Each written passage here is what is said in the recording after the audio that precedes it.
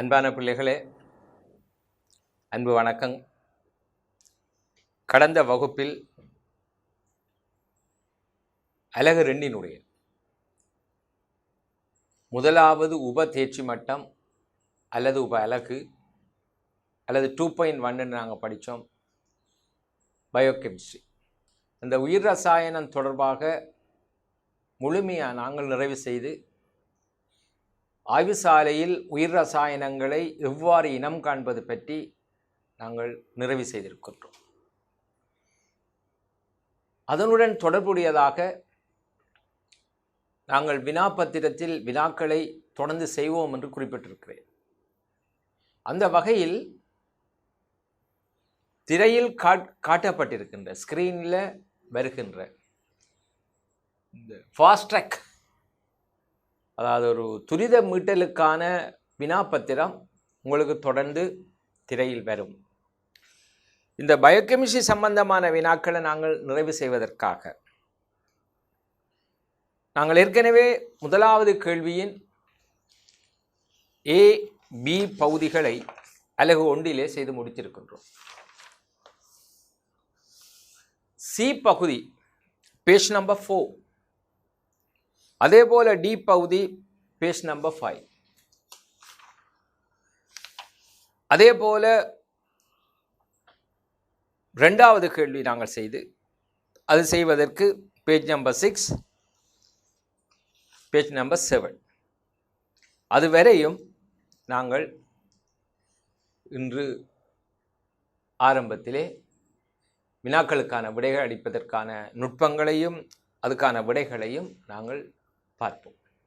வினாக்களை அவதானித்துக் கொள்ளுங்கள் பிள்ளைகள். நாங்கள் முதலாவது, 2வது, 3வது, 4ஆம் பக்கத்தில் இருக்கின்ற வினாக்களை செய்து பார்த்திருக்கின்றோம். நான் ஏற்கனவே குறிப்பிட்டது போன்று 2020ஆம் ஆண்டு பரீட்சை எடுக்கின்ற மாணவர்களுக்கான ஒரு துரித மீட்டல் ஃபாஸ்ட் ட்ராக் அல்லது ரேபிட் ரிவிஷனாக இருந்தாலும் 2021, 2022ஆம் ஆண்டு பரீட்சை எடுக்கின்ற மாணவர்களுக்கும் இது ஒரு தொகுப்பாக இருக்கும் என நாங்கள் குறிப்பிட்டிருந்தோம். அதற்கு அநேகமான பெற்றார்களுடைய வரவேற்பு உங்களுடைய தொலைக்கல்வி நிறுவனத்துக்கு, தொலைக்காட்சி நிறுவனத்துக்கு கிடைக்கப்பெற்றிருக்கின்றது. மிகவும் சிறந்த ஒரு பாராட்டுக்கள், வாழ்த்துக்கள். அது மாத்திரமல்ல, தொடர்ச்சியான தேவைகள். தற்பொழுது 2020ஆம் ஆண்டு பரீட்சைக்கு தோற்றிருக்கின்ற மாணவர்கள் சிலர் யூனிட் 3, யூனிட் 4 அது தொடர்பான வினாக்களையும் விரைவாக செய்து தாருங்கள். அப்படி அதே போல யூனிட் 5 நாங்கள் செய்து கொண்டு போவோம். ஆனால் ஒவ்வொரு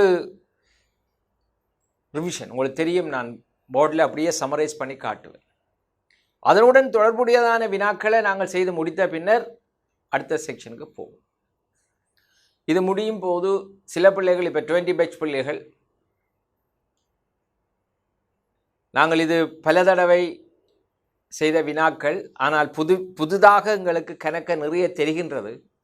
ஆகவே இதையும் செய்ய வேண்டும். அதே போல பின்னால் இருக்கிற செக்ஷன்ஸ், முக்கியமாக அவர்கள் கேட்டது யூனிட் 3 இருக்கின்ற கிங்டம் பிளான்டேயும், யூனிட் 4 இருக்கின்ற தாவர இனப்பெருக்கம், பிளான்ட் ரீப்ரொடக்ஷன் தொடர்புடையதாக எங்களுக்கு பாரிய குழப்பங்கள் இருக்கின்றன.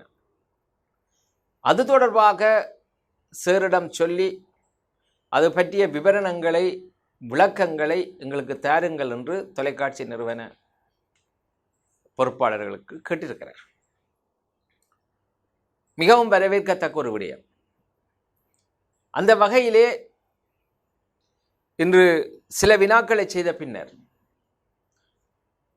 2020 பேட்ச் இந்த முறை எக்ஸாம் எடுக்க போகிற பிள்ளைகளினுடைய தேவை கருதி சில பின் செக்ஷன்ஸையும் நாங்கள் செய்வோம். நாங்கள் தீர்மானித்திருக்கின்றோம், டியூஸ்டேயும் சாட்டர்டேயும் இந்த டெலிகாஸ்டிங் ஒளிபரப்பு நடக்குது. அதில் ஒரு நாளைக்கு டியூஸ்டேயோ சாட்டர்டேயோ இந்த முதல் பாடப்பரப்புகளை அப்படியே மீட்டல் செய்கிறதாகும். மற்றைய தினத்துக்கு அடுத்த பாடப்பரப்பு 20 பேட்ச் எக்ஸாம் எடுக்கிறதுக்கான அந்த பரப்புகளையும் நாங்கள் ஒளிபரப்புவதற்கு நிறுவனம் சிந்திச்சிருக்கின்றது. அது தொடர்பாக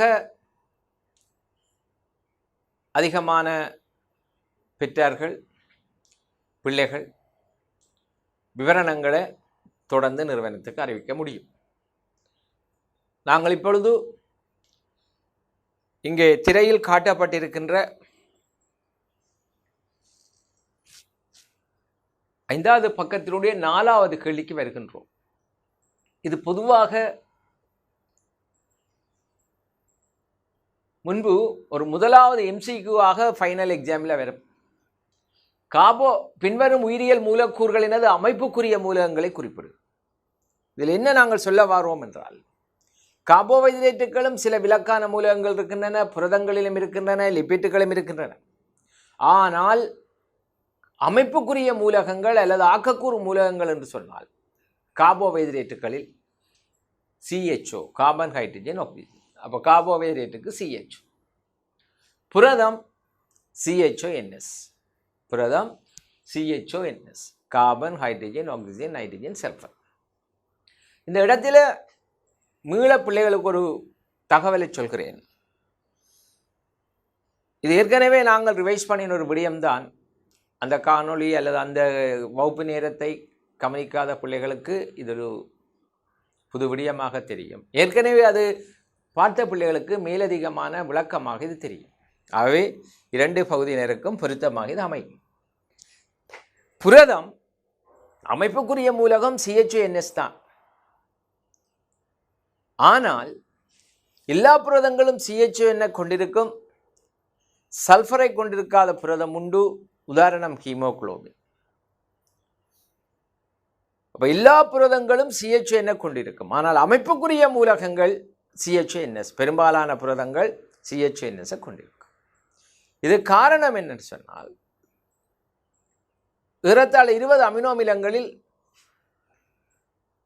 மெத்தியோனைன் கந்தகத்தை கொண்ட ஒரு அமினோ அமிலம். அதுவே புரதத்தொப்புக்குரிய முதலாவது அமினோ அமிலமாக காணப்படுவதனால அந்த அமினோ அமிலத்தினுடைய பயன்பாடு காரணமாக பெரும்பாலான புரதங்கள் CHONS கொண்டிருக்கிறனால அமைப்புக்குரிய புரதங்களாக மூலகங்களாக CHONS புரதங்களில் காணப்படலாம். ஆனால் சல்ஃபரற்ற புரதங்கள் உண்டு, ஹீமோகுளோபின்.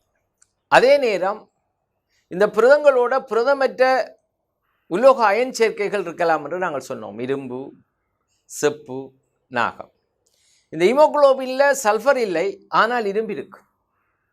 அதே நேரம் சைட்டோக்ரோம் சேர்வைகளில் சல்ஃபரும் இருக்கும், அங்கு இரும்பு இருக்கும் அல்லது செப்பு இருக்கும். இப்போ சைட்டோக்ரோம் ஆக்சிடேஸ் என்ற நொதியம் நாங்கள் கலைச்சுவாசத்தில் பார்ப்போம்.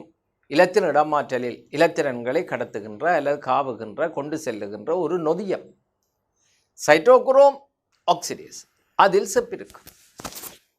இது 2016ஆம் ஆண்டு வந்த எஸ்ஏயிலே அவர்கள் இதை லேசாக சேர்த்திருக்கிறார்கள். அதை பற்றிய விளக்கங்கள் ஆசிரியர்கள் தான் பிள்ளைகளுக்கு சொல்ல வேண்டும்.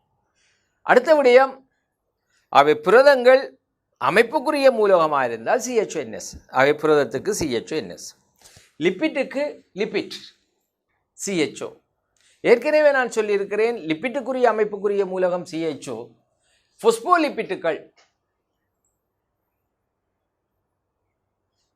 ஒரு கிளிசரால் 3 கொழுப்பமிலம் ஒடுங்கலுக்குட்பட்டு மூக்ளிசரைட் அல்லது கொழுப்பு உருவாகும் என்று தெரியும். அதே நேரத்தில் இந்த கொழுப்பமிலத்தில் 2ம் ஒரு பொஸ்போரிக் அமிலத்துக்கு 3வது கொழுப்பமிலத்தை நீக்கி ஒரு பொஸ்போரிக் அமிலம் சேர்ந்தால் அப்படி உருவாகிறது தான் பொஸ்போலிபிட். ஆனால் அந்த பொஸ்போலிபிட்டில் பொஸ்போரிக் அமிலம் நெகட்டிவ் சார்ஜ் இருக்கிறபடினாலே இது ஒரு நேர்த்தன்மையான ஒரு சேர்வை கொண்டு வந்து சேரும், அது கோலின். ஆகவே அது நைட்ரஜன் கொண்ட சேர்வை. ஆகவே பொஸ்போலிபிட்டுகள் CHOP நைட்ரசன். ஆரம்ப காலங்களில் இந்த CHOP போட்டு நைட்ரஜனை பிராக்கெட்டுகளை போடுவார். இப்போ நேரடியாகவே CHOPN என்று போடுகிறார். ஆகவே லிப்பிட்டுகளின் அமைப்புக்குரிய மூலம் CHO, அதாவது விதியைத்தான் நாங்கள் கேட்கிறோம், விதியைத்தான் நாங்கள் பார்க்கிறோம். அதே நேரம் MCக்கு வரைக்க விலக்குகள் கேட்பார்கள். அது 2011ஆம் ஆண்டிலிருந்தே கேட்க தொடங்கிட்டார். அப்போ விதியைத்தான் நாங்கள் பார்க்கிறோம். MCக்கு கேட்கும்போது விதியிலும் வரும், விலக்கிலும். விதியில் வரும்போது எங்களுக்கு பிரச்சனை இல்லை, விலக்கு வரும்போது தான் கவனமாக இருக்க வேண்டும். அடுத்தது நியூக்ளிக் அமிலம். அது எங்களுக்கு தெரியும், நியூக்ளியோடைட்டுகளினாலான பல்பாத்து. ஒரு நியூக்ளியோடைட்டில் இருக்கின்ற அமைப்புக்குரிய மூலகம் CHONP. ஆகவே நியூக்ளிக் ஆசிட் CHONP தான். அப்போ 4வது பகுதியை நாங்கள் நிறைவு செய்து 5வது பகுதிக்கு போவோம். மேற்குறிப்பிட்ட உயிரியல் மூலக்கூறுகளின் பொதுவான மூலகங்கள் இவை. அப்போ எங்களுக்கு தெரியும், கார்போஹைட்ரேட் CHO, புரதம் CHONS, லிபிட் CHO, நியூக்ளிக் அமிலம் CHONP. எல்லாவற்றிலும் CHO இருக்கு. நைட்ரசன் புரதங்களிலும் நியூக்ளிக் ஆசிட்லும் இருக்கும், பொஸ்போலிபிட்டுகளும் இருக்கும். அதே நேரம் பொஸ்பரஸ் நியூக்ளிக் அமிலங்கள்லையும் பொஸ்போலிபிட்டுகளும் இருக்கும். அதனால எல்லா உயிரியல் மூலக்கூறுகள், அது மேற்குறிப்பிட்ட உயிரியல் மூலக்கூறுகளின் பொதுவான மூலகங்கள் எவை என்று கேட்டால் CHO. இனி 6வது கேள்விக்கு போவோம். கார்போஹைட்ரேட்டுக்கு அன்றி, கார்போஹைட்ரேட்டுக்கு இருக்கக்கூடாது, புரதங்கள் நியூக்ளிக் அமிலங்களுக்கு மாத்திரம் தனித்துவமான மூலகம் எது என்று கேட்கப்பட்டிருக்கிறது. கார்போஹைட்ரேட்டுக்கு அன்றி கார்போஹைட்ரேட் இருக்கக்கூடாது, புரதங்கள் நியூக்ளிக் அமிலங்களுக்கு மாத்திரம் தனித்துவமானது. இதில் புரதங்களில் இருக்கிறது நைட்ரஜன் சல்ஃபர், நியூக்ளிக் அமிலத்தில் இருக்கிறது நைட்ரஜன் பொஸ்பரஸ். அப்போ அவைக்கு மாத்திரம் தனித்துவமானதுன்னு கேட்டால் அங்கே நைட்ரசன் என்பதுதான் சரியா. ஆகவே நைட்ரஜன். டி பாட்டுக்கு போகும். அட்டவணையில் பல இயல்புகள் குறித்தான நிரல் ஒன்றும் பொதுவாக மாமூலகங்கள் சோட்ட மூலகங்கள் சிலவும் அங்கே தரப்பட்டிருக்கின்றன. உள்ளடக்கிய மூலக அட்டவணை பட்டியல் மூலகத்துக்குரிய இயல்புகள் காணப்படின் அந்த அட்டவணையில் பாசிட்டிவ் சக என்றும் அடையாளத்தையும் காணப்படாவிடின் சய எனும் அடையாளத்தையும் இடுக. இந்த இடத்திலே மாணவர்கள் ஒரு பரீட்சை வியூகம் பெரோனோமாவை பார்க்கணும். எப்படின்னு சொன்னால் 2004 ஒரு ஸ்ட்ரக்சர், அந்த ஒரு ஸ்ட்ரக்சருக்கு 100 புள்ளிகள். ஏ பார்ட், அடுத்தது பி பார்ட். இந்த பி பார்ட்டில் சுருக்கமாக அந்த வினாவை சொல்கிறேன்.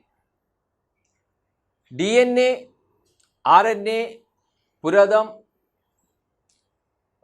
லிபிட் ஆகிய சேர்வைகள் காணப்படுகின்ற 5 புன்னங்கங்களை தந்து அப்புன்னங்கங்கள் ஆக்குகின்ற அல்லது புன்னங்கங்களினால் மேற்கொள்ளப்படுகின்ற தொழிற்பாடுகளையும் தருக என கேட்டார்கள். அந்த புன்னங்கங்களில் DNA, RNA, புரதம், லிப்பிட்டுகள் காணப்பட்டால் சக என்ற அடையாளத்தையும், இப்போ நாங்கள் கேட்ட மாதிரி பாசிட்டிவ், காணப்படாவிடின் சய என்ற அடையாளத்தையும் குறித்து காட்டுக. இப்போ உதாரணமாக 1வது புன்னங்கம் தெரிவு செய்தார்கள் பிள்ளைகள் பச்சையொரு மணி. பச்சையொரு மணி எங்களுக்கு தெரியும், மென்சவால் சூழப்பட்ட, திட்ட மென்சவால் சூழப்பட்ட ஒரு புன்னங்கம். அது தானாகவே தட்பகற்பு செய்யக்கூடியது. காரணம், அங்கே DNA இருக்கும். தன்னகத்தே கட்டமைப்புக்குரிய புரதங்களை தொகுக்கும். காரணம், DNA, RNA, ரைபோசோம், 70 வகை ரைபோசோம், புரதத்தொகுப்புக்குரிய நொதியங்கள் என்பன அங்கே பஞ்சனையில் இருக்கும். அவே பிள்ளைகள் என்ன செய்தார்கள்? அப்போ முதல் மென்சவில புரதமும் இருக்கு, லிப்பிட்டும் இருக்கும், அதுக்கு சக போட்டார். பஞ்சனையில் DNA இருக்கும், RNA இருக்கும், சக. அதே மாதிரி இளைமணி, அதே மாதிரி அப்படி கேட்டார். அது வினா கடினம் இல்லை, அங்கே பிரச்சனை என்னன்றதை கவனமாக பார்க்கணும். பெரும்பாலான பிள்ளைகள் 1-2 தவறு வர மிகுதி சரி. அங்கே ஒரு ஸ்ட்ரக்சருக்கு 5 புள்ளி, அதாவது அங்கே 100 புள்ளிக்கு 45 புள்ளிகள் இங்கே ஒதுக்கினார்கள் இந்த வினாவுக்கு. 100க்கு 45 மார்க்ஸ். அதில் தொழில்களுக்கு 5 மார்க்ஸை கொடுத்துட்டு மற்றது 40 அந்த பாக்ஸ் இப்படி ஒரு பாக்ஸுக்கு தான் கொடுத்தார். எடுத்து பார்த்தீங்கன்னா தெரியும். அதில் ஒரு சின்ன நெகிழ்வான விடயம் என்னவென்றால், சக என்ற அடையாளத்தில் சரி என்று போட்டிருந்தால் புள்ளிகள் இல்லை. உண்டு வினாவில் சக என்று தான் காட்டப்பட்டது. சரி என்று போட்டிருந்தால் புள்ளி இல்லை. சயனும் அடையாளத்தை இடுக, சய என்ற விடயம்தான் எழுதுவோம். பிழை என்று போட்டால் புள்ளி இல்லை. வரும் என எதிர்பார்த்த பிள்ளைகளுக்கு ஒரு சிலர் இந்த வினாவால கிட்டத்தட்ட 2 மார்க்ஸ் ஒரு ஸ்ட்ரக்சர் இல்லை. வராமல் போனதும் உண்டு. ஆகவே இந்த மாணவர்கள் அவதானிக்க வேண்டிய விடயம் என்னவென்றால், இந்த வினாப்பத்திரங்களில் இது மாடல் பேப்பர்ஸ், இது நாங்கள் ஆசிரியர்களுடைய பேப்பர்கள், நீங்கள் செய்ய போகிறது பேராசிரியர்களுடைய பேப்பர்கள். அவர்கள் எதை குறித்து காட்டுகிறார்கள் அல்லது எதை குறித்து நிற்கிறார்கள் என்ற அந்த வினா அமைவு பிள்ளைகள் நீங்கள் கவனமாகத்தான் பார்த்து செய்ய வேண்டும். ஏற்கனவே நான் கடந்த கால வகுப்புகளில் சொல்லிக்கொண்ட மாதிரி பயிற்சி தான். அந்த பயிற்சிக்கான ஒரு தேவை இருக்கு. சொல்வார்கள், படித்தவர்கள் யாரும் அழிந்ததில்லை. படிப்பதற்கான எதுவித மூலம் கிடைத்தாலும் அதை பயன்படுத்தி படிச்சுக்கொள்ளும். அப்போ பயிற்சிக்கு நாங்கள் எடுத்துக்கொள்ளுகின்ற டைம் என்பது ஒரு முக்கியமான விஷயம். அது அதில் இந்த டைம் உங்களுக்கு பெரிய ஃப்ரீ டைம் இல்லை. ஃப்ரீ டைம் என்று சொல்வதிலும் பார்க்க ஒரு பதட்டம் இல்லாத வீட்டை இருந்தே படிக்கக்கூடிய, கொரோனாவுடைய COVID-19 தாக்கம், அது பதட்டம், அது வேறு. நாங்கள் படிக்கக்கூடிய ஒரு சூழல் இருக்கிற சந்தர்ப்பத்தை தான் சொல்லுவோம். ரைட். நவ் இப்போ அட்டவணையில் இருக்கிற மூலகங்கள், சேர்வைகள், அந்த மூலகங்களை நாங்கள் டிக் பண்ணி காட்டணும். சக சய சரிவுல போடக்கூடாது. மீளவும் சொல்கிறேன், எல்லா புரதங்களுக்கும் எல்லா புரதங்களின் அமைப்புக்குரிய மூலகங்கள் என்று கேட்டால் நாங்கள் கார்பன், ஹைட்ரஜன், ஆக்சிஜன், நைட்ரஜன் 4க்கும் ப்ளஸ் போடணும். பெரும்பாலான புரதங்களின் அமைப்புக்குரிய மூலகம் என்று கேட்டால் CHONS.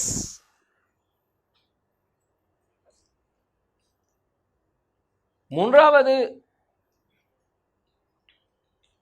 வினாவுக்கு பார்த்தீங்கன்னா ஏபாட் புரதம் தான், ஆனால் ஈமோகுளோபின் என்று வரும்போது CHON, அங்கே Fe இரும்பு கூடுதலாக வரும். சைட்டோகுரோம் வரும்போது சைட்டோகுரோம் ஏஓ பிஓ ஆக்சிடேஸோண்டு குறிச்சு நிற்க இல்லை, சைட்டோகுரோம் என்று தான் தந்திருக்கிறோம். அவள் தந்திருந்தால் CHON FeCU ரெண்டும் வரலாம். ஆக்சிடேஸ் வந்தால் செப்பு வரும். மயோகுளோபின், இந்த மயோகுளோபினுடைய ஒரு விடயம் என்னவென்றால், இதனுடைய ஆக்கக்கூறு மூலகங்களில், அதாவது அமினோமிலத்தினுடைய பக்கச்சங்கிலி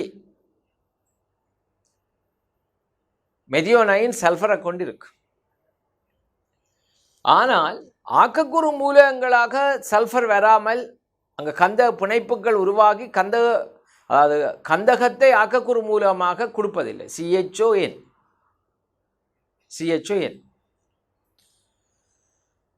அடுத்தது எல்லா உயிரியல் மூலக்கூறுகளும், 4th one, எல்லா உயிரியல் மூலக்கூறுகளும் அமைப்புக்குரிய கூறு ஏற்கனவே எழுதியிருக்கிறோம் CHO.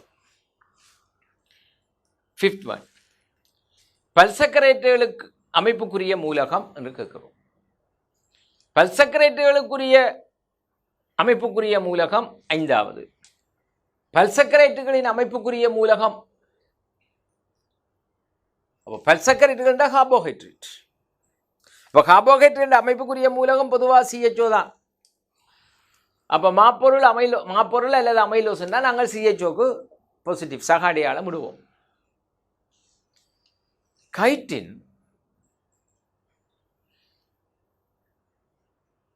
அசெட்டைல் குளுக்கோசமைன் அல்லது குளுக்கோசமைன் சில வேளைகளில் டேர்ம் எக்ஸாம்ஸ் பேப்பர்ஸில் எக்ஸாமினேஷன் பேப்பர்ஸில் வெள்ளை அமைன் என்று சொல்லுவார்.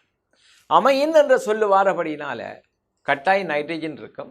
அவை கைட்டின் CHON நைதரசன் கொண்ட பல் சர்க்கரையில் அதுவும் ஒன்று. அடுத்தது பெக்டின், பெக்கரின் அல்ல பெக்டின். பெக்டினில் CHO மூலகம் இருக்கும். இந்த ஹைலூரோனிக் அமிலம் பொதுவாக யூனிட் 5 நாங்கள் ஹைலூரோனிக் ஆசிடை பற்றி படிப்போம். அதே நேரம் அது எவ்வாறு விலங்கிலியங்கள கூறாக இருக்கின்றெல்லாம் பார்ப்போம். அதுவும் ஒரு பெல்சக்கரைட். அந்த பெல்சக்கரைட் கைட்டின் போன்று சல்ஃபரை கொண்டிருக்கும். அந்த ஹைலூரோனிக் அமிலம் என்பது 2009 முதலாவது MCQ கேட்கப்பட்டது. பின்னர் இது விலங்குகளில் மாத்திரம் காணப்படும். அந்த விலங்குகளில் காணப்படுகின்ற சேர்வைகளில் ஒன்று ஹைலூரோனிக் ஆசிட், அடுத்தது லெக்டோஸ். லெக்டோஸும் விலங்குகளில் மாத்திரம்தான் இருக்கும், தாவரங்கள்லேயோ நுண்ணங்கியோ இல்லை. அதே மாதிரி ஹைலூரோனிக் அமிலம். ஆனால் அந்த நேரம் சில விவாதங்கள் நடந்தன. லெக்டோஸ் பாக்டீரியாக்களிலும் இருக்கும். உதாரணம் லாக்டோபாசிலஸ் புல்காரிகஸ். அது ஒரு பிழையான விமர்சனமாகவும் சொல்லப்பட்டது. அது லெக்டோஸ் காணப்பட்டால் லாக்டோபாசிலஸ் புல்காரிகஸ் என்று சொல்லப்படுகிற அந்த பாக்டீரியா லாக்டிக் அமில நொதித்தலை மேற்கொள்ளும். அதுக்கு லெக்டோஸ் என்ற சப்ஸ்ட்ரேட் கீழ்ப்பட வேணும், இருந்தால் தான் அது நொதிக்கும். அதில் பாக்டீரியா லெக்டோஸ் உருவாக்காது. அவை நுண்ணங்கிகளில் அது காணப்படுறதில்லை. அப்போ அங்கே ரெண்டு ஆன்சர் வரும், அல்லது கொடுத்தவர்கள். அப்போ ஹைலூரோனிக் அமிலம் CHON நைதரசன் கொண்ட ஒரு பெல்சக்கரைட். ஏகார் ஒரு பெல்சக்கரைட் என்றது தெரிஞ்சால் சரி. அது பொதுவாக மிக அரிதாகத்தான் ஜெலிடியம் என்று சொல்லப்படுகின்ற, நாங்கள் யூனிட் 3 படிப்போம், செந்நிற அல்காக்கள், அதாவது ரோடோஃபைட்டாக்கள் என்று சொல்லப்படுகிற அல்காக்களில் அந்த கலைச்சுவர் கூறாக ஏகார் இருக்கும். அது ஒரு பெல்சக்கரைட் தான். அது CHOவுடன் சில சந்தர்ப்பங்களில் கந்தக இணைப்புகள் வந்து சொருகுமா. அந்த இடத்துல அந்த ஏகாரை பற்றிய ஒரு விடயத்தில் நீங்கள் CHO சல்ஃபரை போட வேண்டாம், ஆனால் CHOன்னு தெரிஞ்சிருக்க வேண்டும். அது ஒரு பெல்சக்கரைட். பெப்டிடோகிளைக்கன் உங்களுக்கு தெரியும். பெப்டிடோகிளைக்கன் டொமைன் பாக்டீரியாக்களினுடைய கலைச்சுவர் பதார்த்தம். அதுக்கு நைதரசன் கொண்ட பெல்சக்கரைட். ஆகவே CHON. நெக்ஸ்ட் ஒன் 6வது மெதியோனைன். மெதியோனைன் ஒரு அமினோ அமிலம். அந்த மெதியோனைன் உங்களுக்கு தெரியும் CHONS சல்ஃபர் கொண்ட அமினோ அமிலம் என்று படிச்சிருக்கிறோம். 7th பேஜ் நம்பர் 6 6ஆம் பக்கத்தில் இருக்கிற 7வது சேர்வைக்கு வருகிறோம். லிப்பிட்டுகளின் அமைப்புக்குரிய மூலகம் கொழுப்பு. அது எங்களுக்கு தெரியும் CHO, ஒரு natural lipids. Next one phospholipid. Phospholipid ஏற்கனவே சொல்லி இருக்கிறோம், CHOP நைட்ரஜனையும் போடணும். அப்போ CHOPN. அடுத்தது நியூக்ளியோசைட் மூலகங்கள். அன்றைக்கு நாங்கள் ரிவைஸ் பண்ணும்போது அழகாக அதை பற்றி கதைச்சோம். ஒரு வெல்லம் கட்டாயம் அது பெந்தோஸாக தான் இருக்கு. ஒரு வெல்லம் ஒரு நைதரசன் மூலம் சேர்ந்தால் அது நியூக்ளியோசைட். முக்கியமாக அந்த வெல்லம் பெந்தோஸ். பெரும்பாலான சேர்வைகளில் ரைபோஸ், சிலவற்றில் டியோக்சி ரைபோஸ். இந்த ரைபோஸ் அடினீனுடன் சேர்ந்தால் அடினோசின், அது ஒரு நியூக்ளியோசைட். அதே போல அநேகமான சேர்வைகள் ரைபோஸ் அடிப்படையாக கொண்டது. ஆகவே அங்கு நியூக்ளியோசைடுன்றது CHON, carbon, hydrogen, oxygen, nitrogen. அடுத்தது நியூக்ளியோடைட். அந்த நியூக்ளியோடைட்டில் நாங்கள் ஸ்ட்ரைட்டாகவே எழுதிடலாம், ஆனால் இவ்வளோ எல்லாமே நியூக்ளியோடைட்டுகள் தான். நியூக்ளியோடைட்டுக்கும் என்ன வித்தியாசம் வேண்டாம். நியூக்ளியோசைடில் பாஸ்பரஸ் இல்லை, நியூக்ளியோடைட்டில் இருக்கும். நியூக்ளியோடைட்டில் இருக்கும்.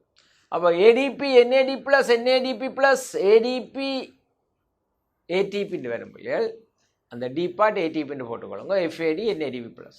என்ஏடிபி ப்ளஸ் 2 தரம் வந்திருக்கு. அதில் நீங்கள் ஏஎம்பின்னு போடுங்க. ATP NAD NADP plus ATP FAD AMP எல்லாமே நியூக்ளியோடைட்டுகள். அவை நியூக்ளியோடைட்டுகள் என்று சொல்லும்போது அன்றைக்கு நாங்கள் அட்டவணைப்படுத்தி பார்த்தோம். 2019 வந்த 2வது MCQ அதை செய்திருக்கிறோம். எல்லாத்துலேயுமே CHONP, எல்லாத்துக்கும் CHONP வரும். டிஎன்ஏ 10வது DNA RNA அமைப்புக்கூறு. DNA RNA அமைப்புக்குரிய, அதாவது நியூக்ளிக் அமிலங்கள், அதனுடைய அமைப்புக்குரிய கூறு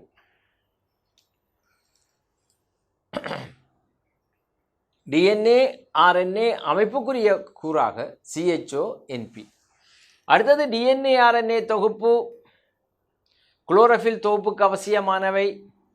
குளோரோஃபிலின் அமைப்புக்குரிய கூறு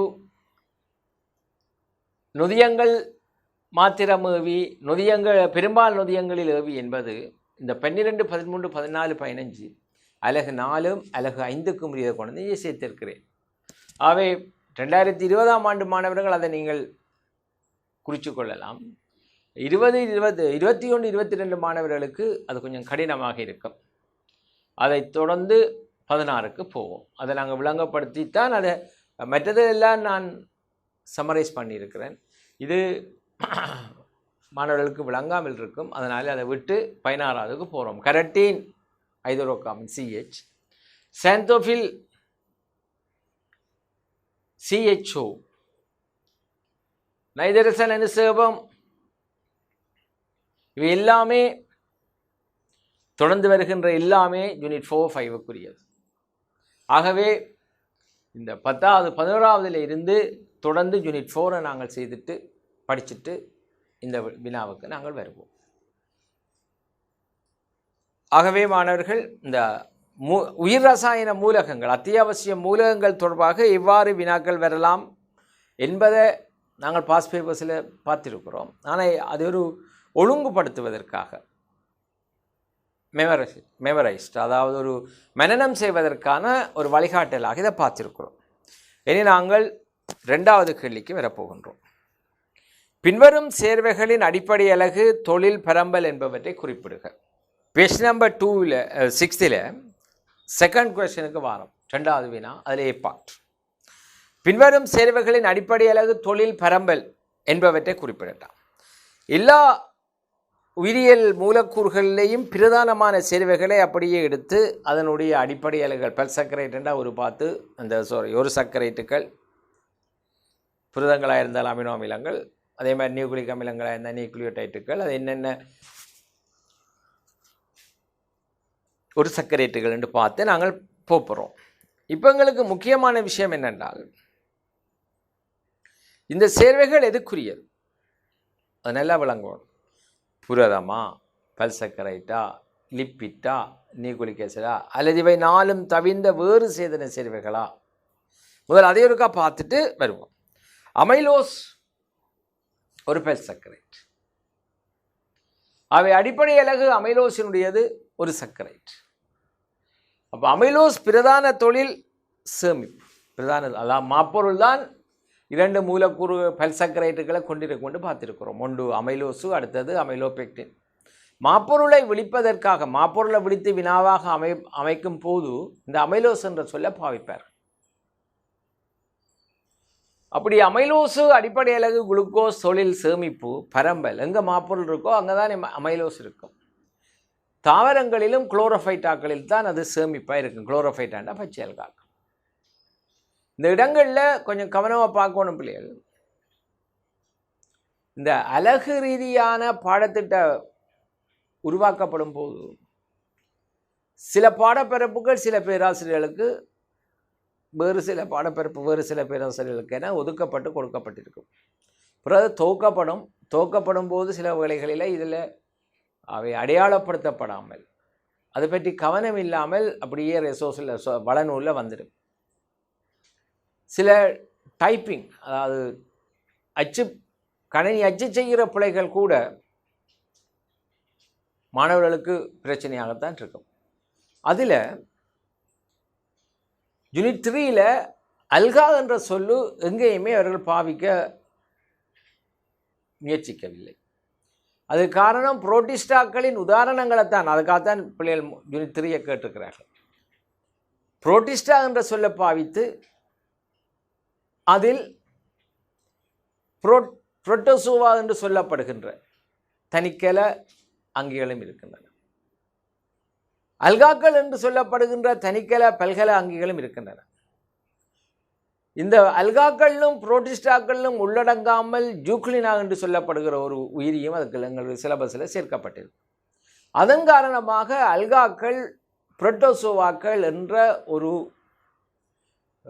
பாகுபாட்டு பிரிவை அல்லது உபராட்சிய பிரிவை உருவாக்காமல் அப்படியே சொல்லிக்கொண்டு போயிட்டார். ஆனால் அலகு 2 பரம்பல் அல்லது காணப்படும் இடம் பற்றிய படிப்பிலும், அதே நேரம் அலகு 9 மைக்ரோபயாலஜியில் நுண்ணங்கிகள் தொடர்பான விவரணங்களிலும் அல்காக்கள் புரோட்டோசோவாக்கள் என்ற சொல்லுகளை பாவிக்கின்றார். அப்போ இப்போ அல்காண்டு இல்லை, அவை நீங்கள் அதை எழுதக்கூடாது அப்படின்ட்டு சொல்லவும் முடியாது. என்ன தந்திருக்கிறார், அல்காண்டு எழுதத்தான் வேணும் அப்படின்ட்டு இல்லை. அங்கே என்ன கவனிக்கணும்னு சொன்னால், புரோட்டிஸ்டா என்ற அந்த கிங்டத்தில் அங்கு உதாரணங்கள்லாம் கேட்கப்பட்டிருக்கு. அவை எந்த கூட்டம் என்று நாங்கள் சொல்ல வேண்டிய தேவை இருக்காது, அல்காக்களா புரோட்டோசோவாக்கள். அதே நேரம் மைக்ரோபயாலஜியில் அது குறிப்பிட வேண்டியிருக்கு. புரோட்டோசோவாக்கள் என்று சொல்லி பாவிக்க வேண்டியிருக்கு, அல்காக்கள் என்று சொல்லி பாவிக்க வேண்டியிருக்கு. ஆகவே வினாவை இனமறிந்து அந்த வினாவினுடைய தாற்பயத்தை தெரிஞ்சு விடையளிக்க வேண்டும். அப்போ விடையளிக்கும் போது எந்த செக்ஷனில் வருது இப்படித்தான் வருமென்றெல்லாம் நாங்கள் எதிர்பார்த்து போகலாது. ஆனால் அது பிள்ளைகளுக்கு ஒரு ப்ராக்டிஸ் ஊடாக அதை நாங்கள் கொண்டு வர வேண்டும். அந்த அளவில் அமைலோசினுடைய அடிப்படை அலகு குளுக்கோஸ், தொழில் சேமிப்பு, பரம்பல், குளோரோஃபைட்டாக்கள் அல்லது பச்சை அல்காக்களிலும் தாவரங்களிலும். 2வது அமைலேஸ் ஒரு நொதியம், ஆகவே அது புரதமாக கருதப்படும். எனவே அதனுடைய அடிப்படை அலகு அமினோ அமிலம். அதனுடைய தொழில் ஊக்கிக்குரிய தொழில். ஊக்கிக்குரிய தொழில் என்பது தாக்க வேகத்தை அதிகரிக்கின்றது. சில இடங்களில் அது நீர்ப்பகுப்பு தொழிலாக இருக்கலாம் அல்லது தூண்டப்படுகின்ற நிகழ்வுகளாக இருக்கலாம். இந்த அமைலேசினுடைய நீர்ப்பகுப்பு தொழிற்பாடு இயற்கையாக பல்வேறு சந்தர்ப்பங்களில் நிகழும். உதாரணமாக எங்களுடைய உணவு கால்வாயில் வாய்க்குழி சமிப்பாடு, சிறுகுழல் சமிப்பாடு, அவ வாய்க்குழிக்குரிய அமைலேஸ், சதைக்குரிய அமைலேஸ் ரெண்டுமே உணவு கால்வாயில் மாப்பொருளை நீர்ப்பகுக்கும். அதே நேரம் ஒரு மாப்பொருளை சேமிப்பாக கொண்டிருக்கின்ற தானியங்கள் அல்லது வித்துக்கள் முளைக்கும் போது வித்து முளைத்தலில் முக்கியமாக நீர்ப்பகுப்பு நிகழும். சிக்கலான சேதன மூலக்கூறுகள் எளிய சேதன மூலக்கூறுகளாக மாற்றமடைந்த பின்னர் தான் அவை கலைச்சுவாச அடிப்பொருளாக பயன்படும். எனவே அதற்கு வித்து முளைக்கும் போது கட்டாய நீர்ப்பகுப்பு நிகழ வேண்டிய தேவை இருக்கும். அவை மாப்பொருள் அல்லது தானியங்களில் மாப்பொருள் கொண்ட சேமிப்பு இந்த அமைலேசினால் நீர்ப்பகுக்கப்பட்டு தாழ்த்தும் வெள்ளமாக மாற்றப்படும். அதே நேரத்தில் காய்கள் கனியும் போது பழைய பாடங்களில் கேட்டிருப்பார்கள், வாழைக்காயை உண்ணும் போது கடினத்தன்மை அதிகரித்திருக்கும், இனிப்பு சுவை குறைந்திருக்கும். அதுக்கான காரணம் கேட்பார். அல்லது நேரடியாகவே நொதியங்களோட சம்பந்தப்பட்ட போது பின்வரும் நொதிய தாக்கத்துக்கான பிரதான காரணங்களை தருக. காய்கள் கனியும் போது, இறைச்சி பழுதடையும் போது, அப்படி கேட்பார். அப்போ காய்கள் கனியும் போது அங்கே 2 நொதிகள் இருக்கு, 2 நிகழ்வு நடக்குது. எங்களுக்கு அது தெரியாது, பெரிய அபூர்வமான நிகழ்வாக அது நடந்து கொண்டே போயிடும். வாழைக்காயை உண்ண முடியாது, வெட்டி நாங்கள் தோலை சீவி தான் எடுக்கணும், உரிக்க முடியாது. வாழைப்பழத்தை தோலை உரிப்போம், அப்படியே போட்டு தள்ளி விட்டுரும். அப்போ வாழைக்காய உண்ணும் போது அதில் ஒரு சளித்தன்மையான பதார்த்தம் இருக்கும். ஆகவே நாங்கள் அதை உண்ண முடியாது. அந்த சளித்தன்மையான பதார்த்தத்துக்கு காரணம் மாப்பொருள். அந்த வாழைக்காய் பழுக்கும் போது இயல்பாகவே அந்த தாவரத்தின் அந்த தாவர பகுதியில் உருவாக்கப்படுகின்ற அமைலேஸ் அதை தாழ்த்தும் வெள்ளமாக மாற்றியதுனால, அதே போல அந்த கடினத்தன்மை காரணமான பெக்டினேஸ் ஒரு சர்க்கரைடுகளாக மாற்றின காரணத்தினால கடினத்தன்மை குறைந்து வெள்ளத்தன்மை அதிகரித்தது, இனிப்புச்சுவை அதிகரித்தது. இனிப்புச்சுவைக்கு காரணம் என்ன? மாப்பொருள் வெள்ளமாக மாற்றப்பட்டது. மென்மத்தன்மை காரணம் பெக்டின் நீர்ப்போக்கப்பட்டது. அப்படியான அந்த சந்தர்ப்பங்கள் மாப்பொருள் பல்வேறு சந்தர்ப்பங்கள் அப்படி கேட்பார்கள். அவ மாப்பொருளில் நீர்ப்போக்கப்பட்டு வரும். அடுத்தது எண்ணெய். எண்ணெயினுடைய அடிப்படை அலகு கொழுப்பமிலம் கிளிசரால். தொழில் சேமிப்பு. அப்போ ஏன் சேமிக்கப்படுதுன்றா சக்தி மூலத்துக்கு சேமிக்கப்படும். இந்த இடத்துல நீங்கள் கொஞ்சம் விளங்கிக் கொள்ளணும் மக்கள், பிள்ளைகள். சக்தி மூலமாக கூடுதலாக பயன்படுத்தப்படுறது குளுக்கோஸ் தான். அதை விட சில வெல்லங்களும் பயன்படுத்தப்படும். தாவரங்களில் கொழுப்பு பயன்படுத்தப்படும், விலங்குகளில் மிக அரிதாக பயன்படுத்தப்படும். இந்த கொழுப்புகள் சக்தி மூலமாக பயன்படுத்தப்படும் போது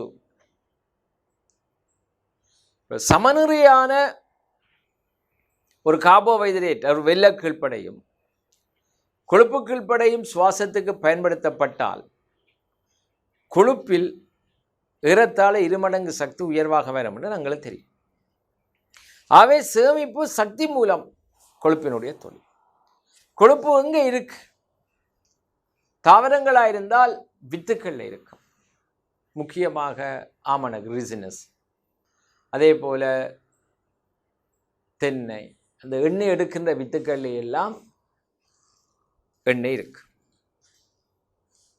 அதே நேரம் கொழுப்பு என்று கேட்டுவிட்டால் அதையும் நாங்கள் சொல்லலாம். அப்போ தாவரங்களில் காணப்படுகின்ற லிப்பிட்டுக்கள்லாம் அது முந்தைய எண்ணெய் என்று சொல்லப்பட்டது, விலங்குகளில் காணப்பட்டது கொழுப்பு. இப்போ கொழுப்பு என்ற ஒரு சொல்லத்தான் பாவிக்கிறார்கள் தாவரங்களிலும் விலங்குகள். ஆனால் அந்த தாவரங்கள் இருக்கும்போது எண்ணெய்கள், கொழுப்புகள் என்று இருக்கும்போது விலங்குகள், மனிதன், விலங்கு. அவை கூடுதலாக கொழுப்புளியத்தில் இருக்கும். அது ஒரு தொடுப்புளியத்தில் கொழுப்புளியத்தில் இருக்கும். அதே நேரம் சிற்றளவுளியம் போன்ற தொடுப்புளியங்களில் கொழுப்பு கலங்கள் இருக்கும். அவை இப்போ எண்ணெய் என்று கேட்டபடியா நாங்கள் தாவரங்கள உதாரணங்கள் ஏதாவது ஒரு வித்து சொல்ல வேணும். டிஎன்ஏ அதனுடைய அடிப்படை அலகு டியோக்சிரைபோ நியூக்ளியோடைட். அந்த டியோக்சிரைபோ நியூக்ளியோடைட்டுகள் பல சேர்ந்து மில்லியன் கணக்கான டியோக்சிரைபோ நியூக்ளியோடைட்டுகள் பல சேர்ந்து தான் டிஎன்ஏ உருவாக்கும். அவற்றினுடைய தொழில் 2 அடிப்படையான தொழில் இருக்கு. ஒன்று பரம்பரை இயல்புகளை சேகரித்து அது சந்ததியினூடாக கொண்டு செல்லும். அப்போ பரம்பரை இயல்புகளை சேகரித்து சந்ததிகளினூடாக கொண்டு செல்வதற்கு தான் நாங்கள் அலகு 7 படிப்போம், ஜீன் பரம்பரை அலகு. அந்த பரம்பரை அலகுகளில் அந்த தொழிற்பாட்டை தீர்மானிக்கிறது டிஎன்ஏ. எங்களுடைய பெற்றாரிலிருந்து எங்களுக்கு கிடைக்கின்றது. புத்தி கூர்மையில் இருந்து மறுபிறப்பு வரை, இப்பொழுது சொல்வார்கள், இப்பொழுது கண்டுபிடித்திருக்கிறார்கள், மறுபிறப்பு வரை பாரம்பரிய பொருள்தான் காரணம்.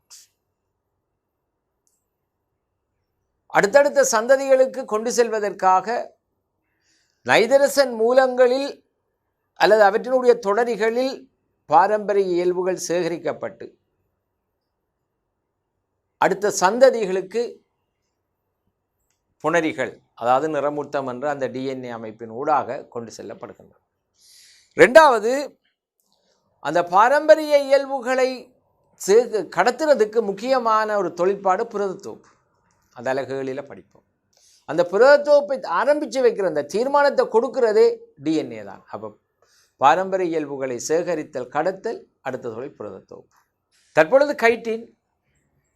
கைட்டினை நாங்கள் பார்க்கும்போது அதனுடைய அடிப்படை அலகு குளுக்கோஸ் அமைன். அது கட்டமைப்பு கூறாக, அதாவது கலைச்சுவரையில் ஒரு கூறாகத்தான் இருக்கும், அல்லது கட்டமைப்பு கூறாக இருக்கும். காணப்படுற இடம் அல்லது உதாரணம் ஃபங்கஸு கண்ட கலைச்சுவரில் இருக்கின்றது, அதான் கலைச்சுவர் கூறு. அதே நேரம் ஆத்திரப்பொருட்கள் புறவன்கூட்டில் இருக்கும். அதே நேரம் சில அனடாக்கள் என்ற சிறுமுட்களிலும் இருக்கும். அவை கட்டமைப்பு கூறாகத்தான் இருக்கும். தனியே கலைச்சுவர் என்று சொல்வதிலும் பார்க்க ஸ்ட்ரக்சரல் கட்டமைப்பு கூறு என்று சொல்வது சிறப்பாகும். அடுத்தது பெக்டின் கலெக்டோஜூரோனிக் ஆசிட். பெக்டின் ஒரு கார்பாக்சைல் கூட்டத்தை கொண்ட ஒரு சேர்வை. காரணம் என்னென்றால் கலெக்டோஜூரோனிக் அமிலம், அதாவது கலெக்டோஸ். அதனால முந்தி பழைய பாடப்பரப்புகளை தருவார்கள் வெள்ள அமிலங்கள் என்று சொல்வார்கள். அமிலம் கார்பாக்சைல் கூட்டம் இருக்கும், ஆனால் அவை வெள்ளங்களாக இருக்கும். அப்போ வெள்ளங்களுடன் சேர்ந்திருப்பதனால வெள்ள அமிலம் என்று பெயர் வைத்தார்கள். அதுக்குத்தான் பேர் கலெக்டோஜூரோனிக் அமிலம். அதுவும் கட்டமைப்பு கூறுதான். அது எங்கே காணப்படுது? பெக்டின் கலைச்சுவரினுடைய நடுமென் தகடு. ஒரு கலைச்சுவரில் மிடில் மேலா நடுமென் தகடு, அதன் அருகே முதற்சுவர், முதிர்ந்த கலமாக இருந்தால் துணை கலைச்சுவர். அடுத்தடுத்த 2 கலங்களை எல்லைப்படுத்துகின்ற ஒரு கோடாகத்தான் அந்த நடுமென் தகடு இருக்கும். அதில் முக்கியமாக இருக்கிறது பெக்டின். கோஹெசின் என்ற ஒரு புரதம் புதிய பாடத்திட்டத்தில் இது உருவாக்கியிருக்கேன், சேர்த்திருக்கிறார். இந்த கோஹெசின் புரதம் எங்கே இருக்கும்? புரதம் தானே, ஆவே அடிப்படை இலகு அமினோ அமிலம். அதுவும் ஒரு கட்டமைப்பு கூறு. நாங்கள் கலவட்டம் படிக்க பார்ப்போம், ஒரு நிறமூர்த்தத்துக்கும் அரைநிற உருக்கும் என்ன தொடர்பு. இந்த அரைநிற உருக்களுக்கிடையே அந்த இணைஞ்சிருக்கிற புரதம் தான் கோஹெசின். அதை கோஹெசின் என்றும் சொல்வார்கள். அடுத்தது பெப்டிடோகிளைக்கன். அதை ஏற்கனவே நாங்கள் படித்தது தான் குளுக்கோஸ் அமைன் அல்லது வெள்ள அமைன்கள். அது குளுக்கோஸ் அமைன் கட்டமைப்பு கூறு. டொமைன் பாக்டீரியாக்களில், அதாவது பாக்டீரியா, அடுத்தது சைனோ பாக்டீரியாக்கள் காணப்படும், கலைச்சுவரில் காணப்படும். கிளைக்கோஜன் ஒரு பல்சக்கரைட், அது அடிப்படை அலகாக குளுக்கோஸை கொண்டிருக்கும். அதே நேரத்தில் அது சேமிப்பு. விலங்குகளிலும் ஃபங்கஸுகளிலும் காணப்படுகின்ற ஒரு பிரதான சேமிப்பாக இருக்கும் கிளைக்கோஜன். விலங்குகளில் கேட்பார்கள், கேட்டிருக்கிறார்கள். சேமிப்பாக இருக்கின்ற 2 பல்சக்கரைட்டுகளை குறிப்பிட்டு அவை காணப்படும் அமைவிடங்களை தருக. இப்போ கிளைக்கோஜன் விலங்குகளினுடைய தசைகளியத்தில் ஈரல் என்ற அந்த பதங்களை எதிர்பார்த்தார்கள். ஒவ்வொரு வருடங்களை எதிர்பார்த்த விஷயம். அடுத்தது ஈமோகுளோபின். ஈமோகுளோபின் உங்களுக்கு தெரியும், அது புரதம். ஆகவே அதன் அடிப்படையில் அமினோ அமிலம்.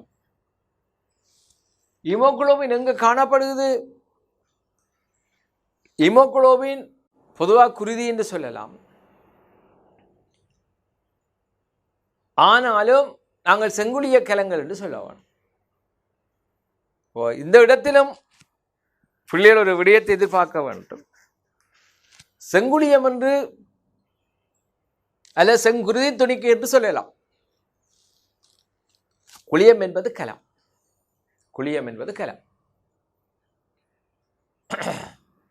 ஒருபோதும் ஆர்பிசிஎஸ், அதாவது ரெட் பிளட் செல்ஸ் என்று அதன் சுருக்கங்கள் எழுதக்கூடாது. நீங்கள் ரெட் பிளட் செல்ஸ் என்று எழுதலாம், அது பிரச்சனை இல்லை. ஆர்பிசி, டபிள்யூபிசி அப்படியான குறிப்பீடுகளை போடாதீர்கள். அந்த குறியீடுகளை சில அக்செப்டட், சிலதுகளை தான் எதிர்பார்ப்பார்கள், இதுகள் எல்லாம் ஏற்றுக்கொள்ள மாட்டார்கள். ஆகவே நாங்கள் அதை செங்குளியங்கள் என்று சொல்வோம். செலுலோசு குளுக்கோஸ் தெரியும் எங்களுக்கு. கட்டமைப்பு கூறு காணப்படுற இடம் தாவரத்தினுடைய கலைச்சுவர். அடுத்தது டியூபியூலின். டியூபியூலின் என்று சொல்லப்படுவது ஒரு புரதம். அந்த புரதத்தின் அடிப்படை அலகு அமினோ அமிலம். பல்வேறு இடங்களில் அது காணப்படுது. இப்போ டியூபியூலின் ஒரு கட்டமைப்பு கூறு. கட்டமைப்பு கூறு. இந்த டியூபியூலின் ஆக்கிற பிரதான கூறு நுண்குழாய்கள். நுண்குழாய்கள் அல்லது நுண்புண் குழாய்கள். நுண்குழாய்கள் அல்லது நுண்புண் குழாய்கள் மைக்ரோடியூபியூல், டியூபியூலின் என்ற புரதத்தாலே ஆக்கப்பட்டிருக்கு. அவை ஆக்குகிற இந்த காணப்படுற இடம் நுண்புண் குழாய். நுண்புண் குழாய்கள் அல்ல நுண்குழாய்கள் என்னென்னத்தை உருவாக்கும்? விசலை உருவாக்கும், சவுக்குமுளியை உருவாக்கும், அடியுடலை உருவாக்கும், குளியவன் கூட்டை உருவாக்கும். அங்கே எல்லாம் இது இருக்கும். அடுத்தது கொலாஜின். கொலாஜின் ஒரு புரதம் என்றது எங்களுக்கு தெரியும். அடிப்படை அலகு அமினோ அமிலம். இந்த கொலாஜினுடைய தொழில், இப்போ கொலாஜின் எங்கே இருக்குதுன்றதை பொறுத்து அந்த தொழில் மாறுபடும். இப்போ உதாரணமாக நேர்த்தொடுப்புளியம். இப்போ நேர்த்தொடுப்புளியத்தில் கொலாஜின் காணப்படுது. நேர்த்தொடுப்புளியத்தில் பிரதான ஆக்கக்கூறு அலகு புரதம். அப்போ கொலாஜின் தான் இருக்கு. அந்த கொலாஜின் அங்கே இருக்கும்போது அங்கு ஒரு மீள்சக்தி தன்மையை உருவாக்கி விரைப்புத்தன்மை ஏற்படுத்துகிறதா இருக்கு. அதே நேரம் கொலாஜின் திண்மக்கூறாக என்பில் இருக்கும்போது அது ஒரு சப்போர்ட், ஒரு உறுதியை வழங்குகிற தொழிலாக தொழிற்படும். இப்போ எதுவாக இருந்தாலும் அது ஒரு கட்டமைப்பு கூறாக காணப்படும் போது பாதுகாப்பை வழங்கும், உறுதியை வழங்கும்.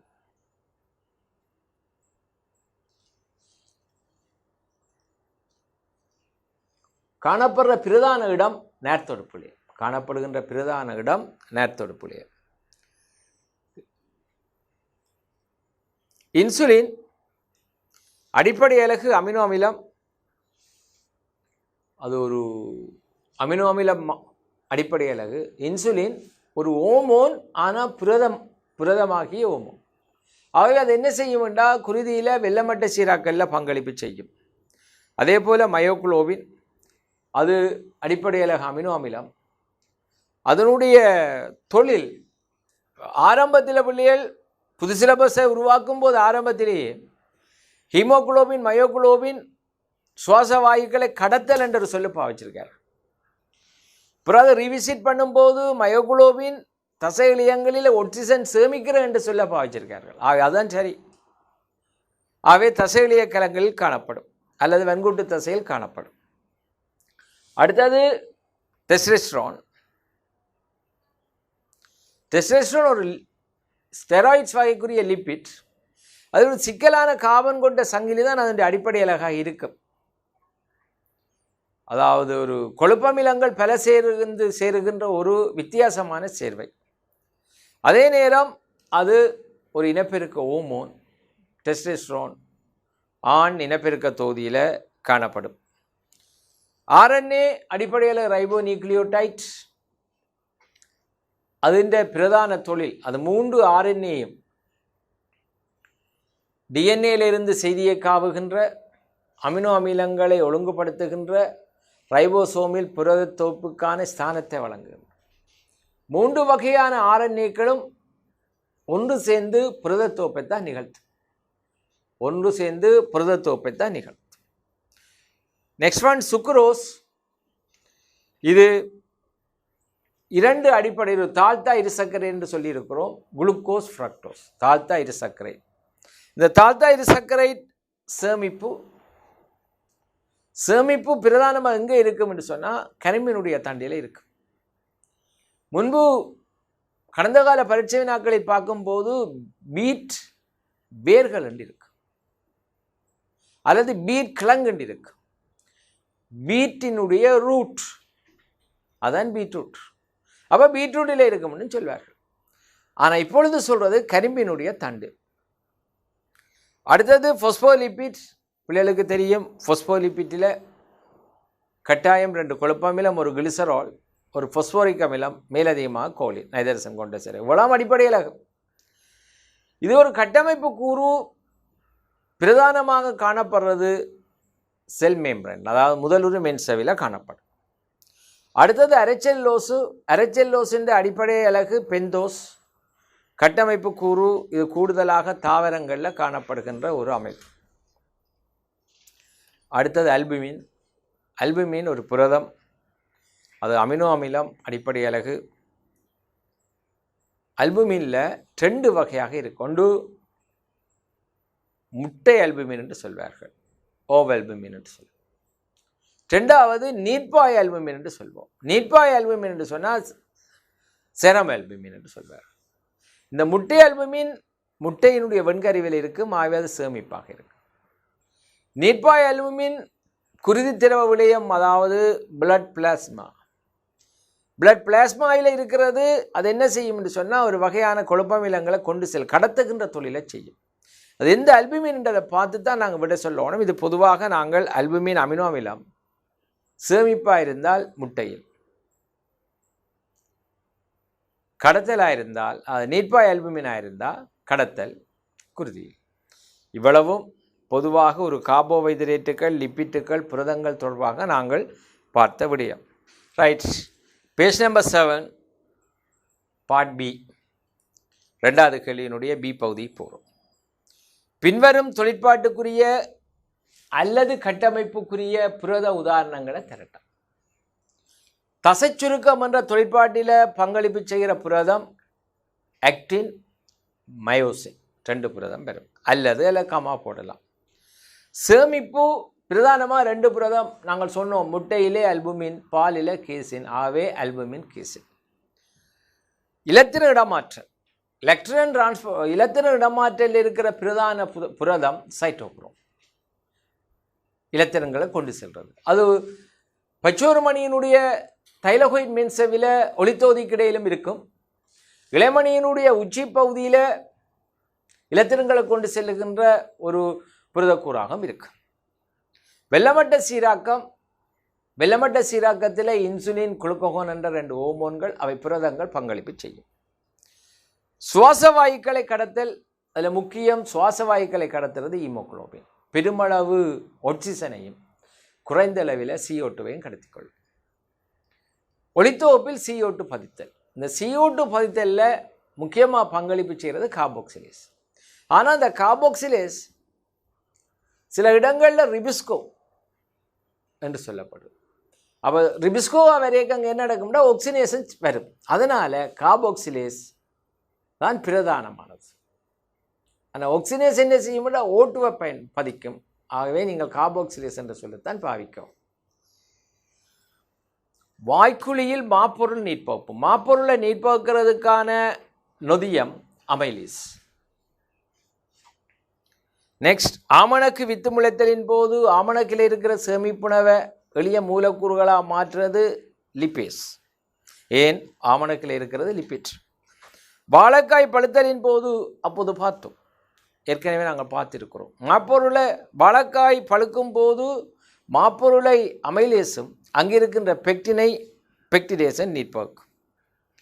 இறப்பை சமன்பாடு, இறப்பை சமன்பாடில் பிரதானமான உணவுக்கூறு புரதம்.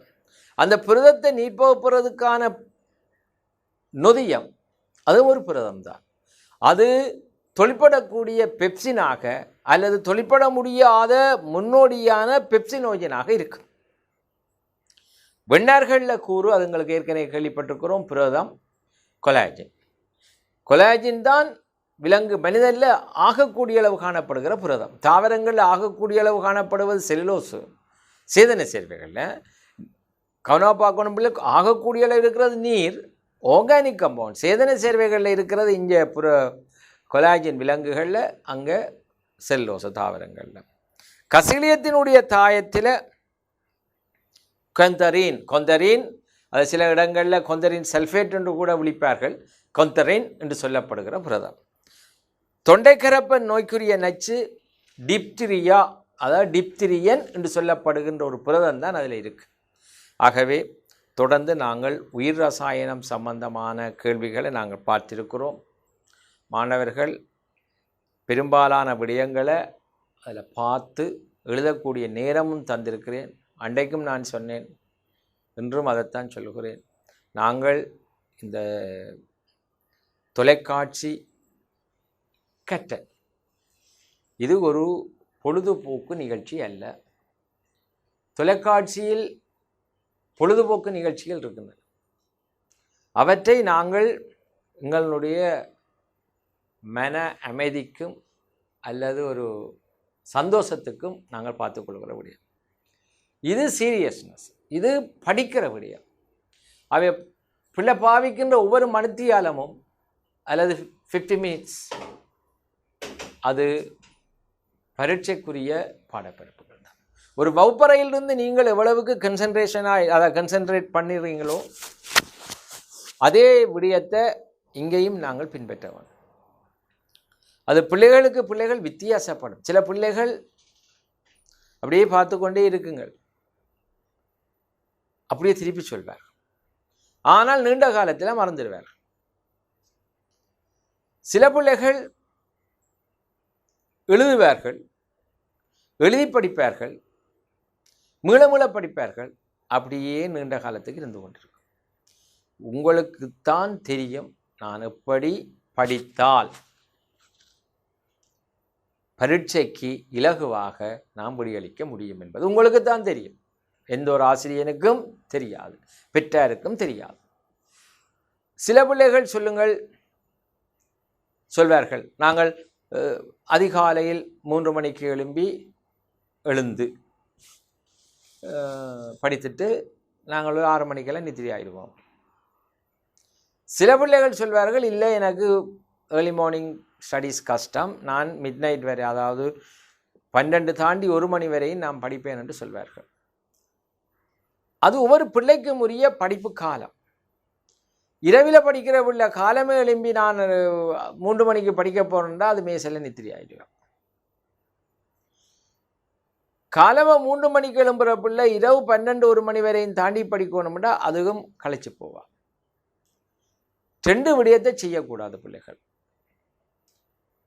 படித்துக்கொண்டு படுக்கக்கூடாது, படுத்துக்கொண்டு படிக்கக்கூடாது. 2 வித்தியாசம்.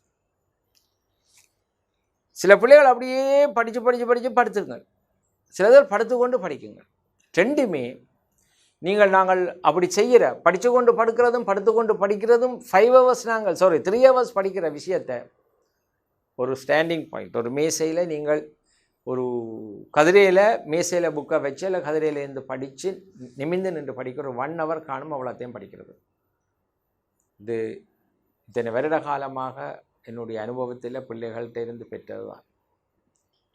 பெரும்பாலான விடயங்கள் ஆசிரியர்கள் தான் பிள்ளைகளுக்கு சொல்வது, அதாவது பாடப்பெறும். சில விடயங்கள் பிள்ளைகளிலிருந்து ஆசிரியர்களுக்கு கிடைக்கும் அனுபவங்கள், ஒரு பிள்ளையனுடைய டாக்டிக்ஸ், தந்திரோபாயங்கள், படிப்பு சம்பந்தமாக அது பிள்ளைகிட்டேருந்து சில நேரங்களில் ஆசிரியர்களுக்கு அது கிடைக்கும். அது எந்த ஒரு வெக்கமோ அல்ல, அப்படி இல்லை. ஒவ்வொருத்தரும் வித்தியாசமான திங்கிங், அதாவது எண்ணக்கருக்களை கொண்டது.